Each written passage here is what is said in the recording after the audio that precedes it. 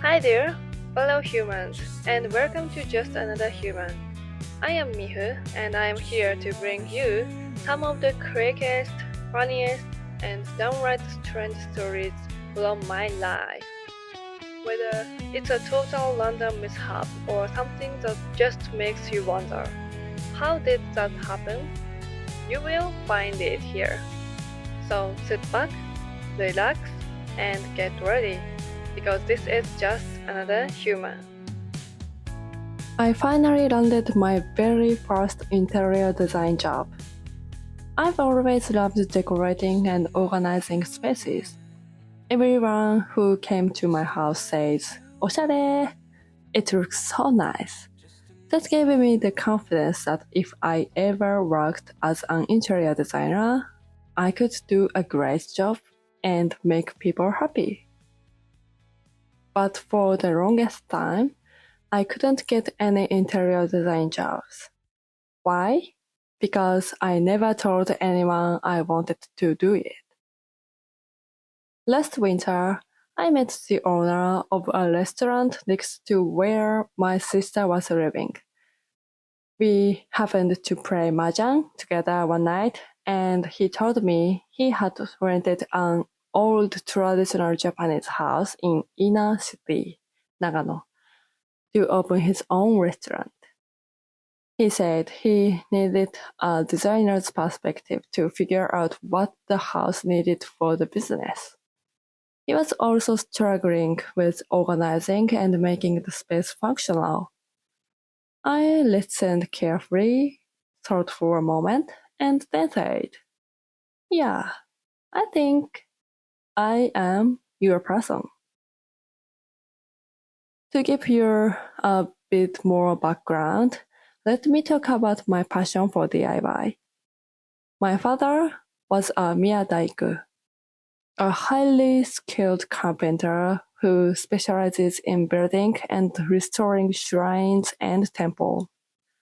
This traditional craft has been passed down for over 1,500 years, preserving techniques used to maintain Japan's historic wooden buildings. Growing up, our home was filled with his tools and materials. My siblings and I used to mix kumiki, traditional join-knee puzzle, with Lego, creating new things by combining tradition with creativity. So building and making things has always been part of my life. Even as I got older, I stayed fascinated by the idea of creating spaces. When I was 21, I started helping a craftsman who restored and made furniture.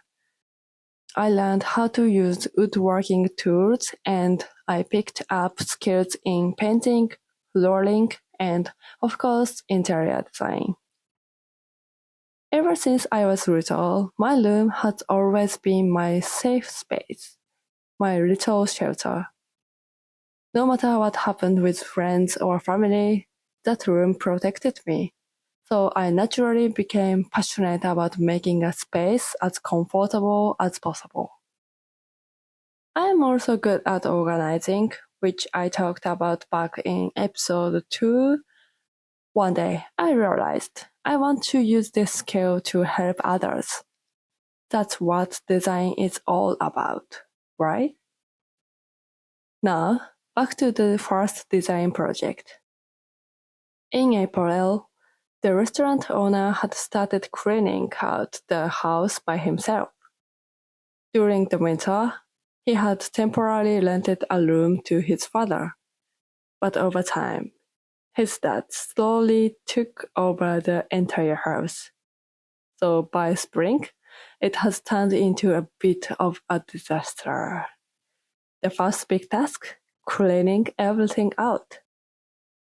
I visited the house to take a look and start planning the coordination. We talked about his vision and shared inspiration on Pinterest. Here was my plan. First, fix the gallery wall. The wall had been painted with plaster, but they hadn't protected the floor and pillars, so plaster had spilled over and dried in messy area that needed to be cleaned up and refined. 2. Change the chair's color and fabric. The chairs were a bright wood color that didn't match the thick vibe he was going for. I decided to repaint and reupholster them. 3. Style the space. He didn't have clear vision yet. He was overwhelmed.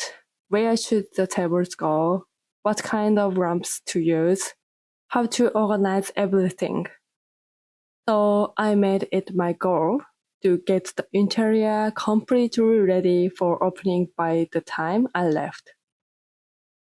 Over 4 days, I followed the plan and got everything done.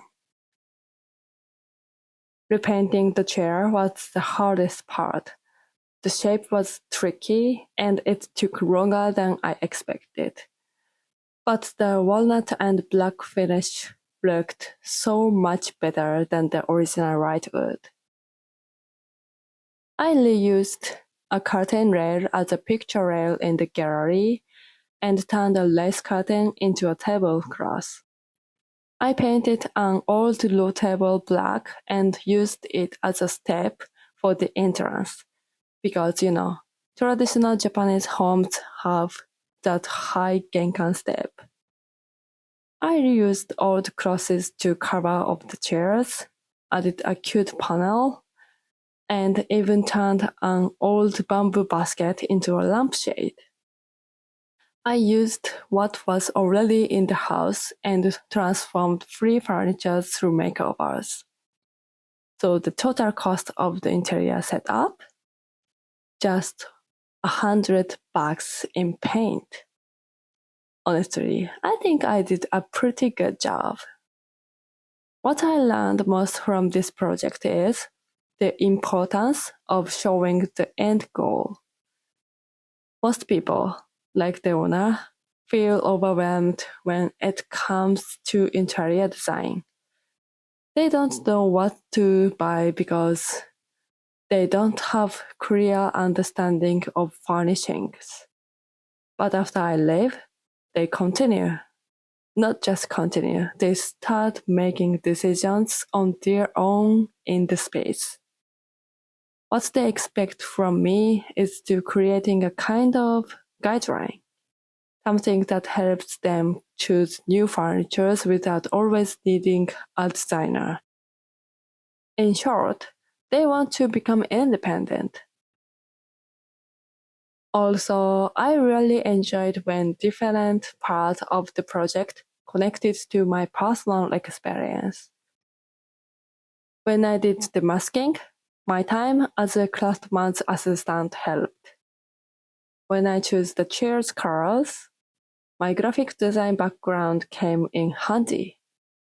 When I decided the height of lights, I was inspired by an exhibition on Nordic lighting culture. When I paneled the fabric, it reminded me of my high school art club days. When I managed the to-do list, I used project management skills from my time in the IT industry. Especially breaking tasks into smaller pieces made progress easier to track and made checking things off more fun. So I intentionally increased the number of checkpoints. Now, if you'd like to see photos or videos of the final result, check out my portfolio or YouTube channel. The links are in my bio. And hey, if you ever have an interior design project in mind, feel free to reach out. I would love to help. Thanks for listening. Until next time. Bye bye. Sayonara.